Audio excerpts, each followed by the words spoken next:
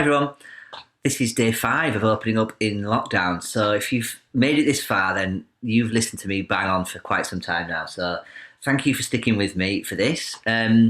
Yesterday was about goals and about progression on those goals, using the GROW model, writing it down. Goal, what do we want? Reality, where are we right now? Opportunities and obstacles, what do we need to get past to get us where we want to be?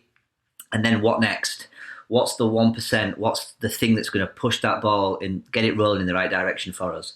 And what the goals are is going to be completely different for all of us. I'm certainly not saying that we all need to be doing life-altering stuff every week and pushing ourselves all the time. It's not about that. But was there things that you started to identify yesterday? You know, I told you my story in the hope that it could give these concepts a bit of credibility because it is working for someone that you know.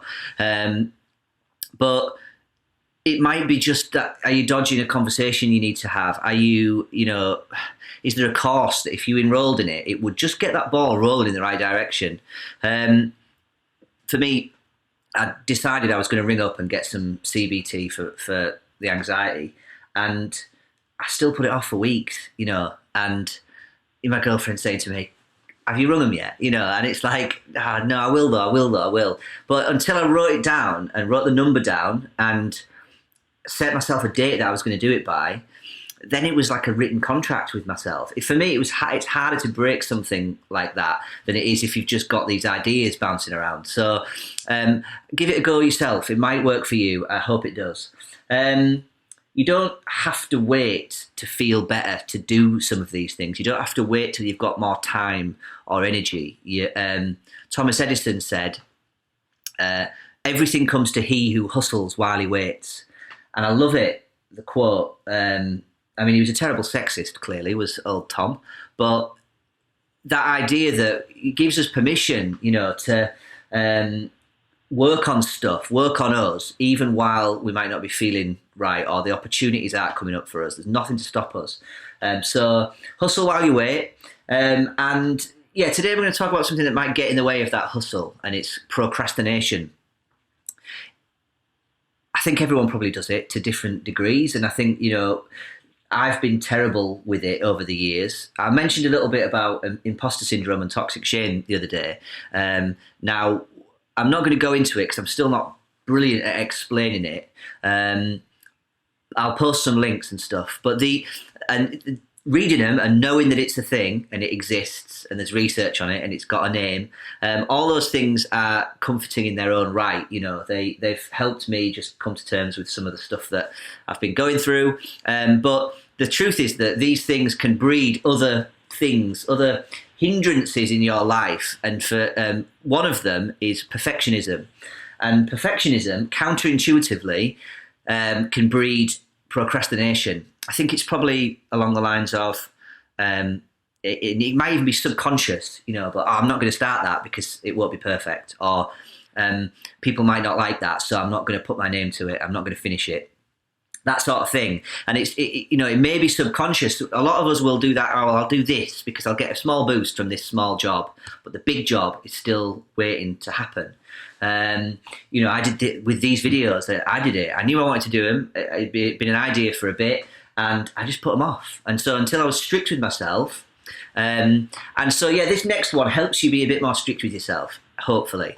So it's a concept called Eat the Frog. It was a book by a guy called Brian Tracy. So you can read a lot more into it. But for me, I just really like the simple concept of eat the frog. The idea being is that if you wake up in the morning and you know you're going to have to eat a frog that day, then it doesn't serve you well sitting looking at the frog. Or having the frog in the corner of the room watching you do everything else, because it will take your attention away from the stuff that you're doing because you know you're going to have to eat it. And by the time you've done all that stuff, you might be too exhausted to eat the frog. So the idea is that you get up in the morning and you eat that frog first. And once you've done that, not only get you the sense of accomplishment, but the rest of the day is your own. And so eat the frog. What's your frog? Hopefully now you're already lining up your frogs for consumption. And if you do have lots of frogs, then it's unfortunate. And the idea is you eat the biggest, hairiest, stinkiest, frog first, and then you move down the line. So it's helped me. I'll post some links about it. Think about what your frogs are. Think about how great you'd feel if you chomped down on those tasty frogs. Okay, so if you're not sure of what your frogs are, there's something else called the Eisenhower Matrix. President Eisenhower invented this concept. Obviously he was very busy, and so he got all of his tasks onto 4 quadrants. And if you're like me, I make loads of lists. I've always got loads of tasks going on, and so this has helped me categorize what those tasks and how I'm spending my time. So box 1, urgent and important tasks. You can't dodge them. They're life critical.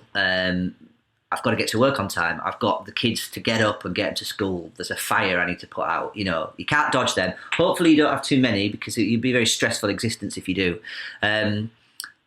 Box 2, not urgent, but important. So this is the stuff that we're talking about. This is goals. This is long-term personal development. This is, working on you, growth. And so arguably we should be spending most of our time in box 2. We've then got box 3. That's urgent and not important. So the stuff that gets in the way of our box 2, really, for me, I think. So it's like phone calls. Your phone's ringing. Is it important? Do I need to answer it? Will they call me back? Will they leave me a message?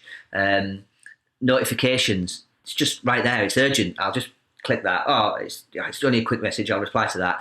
I've taken myself away, my concentration away. I'm procrastinating from the important stuff in box 2. I've got my notifications fully on at the moment. I want to be contactable during all this. I don't want people to have to wait to get hold of me. But in normal times, is it worth considering turning the notifications off, so that it's a bit of a game changer when you've got to go into an app to find out whether you've got a notification, because you're just ridding yourself of that little bzz that just takes you away. And then box 4, not urgent or important. This is stuff. Well, Eisenhower would have you delete all those tasks. If it's not urgent or important, what is it on your list for? It doesn't leave much time for things like telly and social media in general. The stuff that maybe some of us do in our leisure time. He was a military man, was Eisenhower, and he was a president, so he didn't have a lot of time for telly and stuff. But for me, I guess telly and films for me goes in box 2, because it's, I make time for it. It's almost meditation for me. It's an hour or 2 to be out of here and somewhere else. And so that's, I'm not saying everybody should be productive all the time by any means. But for me, moving my time from box 3 and 4 into boxes 1 and 2 has meant I've achieved a bit more. I feel when your behaviour and your actions are aligned with your personal development and your goals and your sort of beliefs, there's like a feeling of achievement. There's a well-being there. That there's an effect on your well-being there that I think will exist for all of us. So spend as much time as you want in 3 and 4, but maybe just be conscious of it, and maybe just think about whether or not those tasks can move between boxes. I'll post a link. There's one that you can do online where you can maybe look at the last week and put your things that you've done in boxes, and just having it out there and having a look at it might help a little bit, hopefully. Yes, eat the frog. Decide what's in your box 2, and don't wait. Why wait for the universe to tell you that it's your time to push, or for you to feel better, or and if you do have to wait, then hustle while you wait. If you're happy to, let us know what your frog is. I'd love to hear what your frog is and what you're going to do after watching this video. Otherwise, I will see you tomorrow for a little bit more. Thank you for joining me.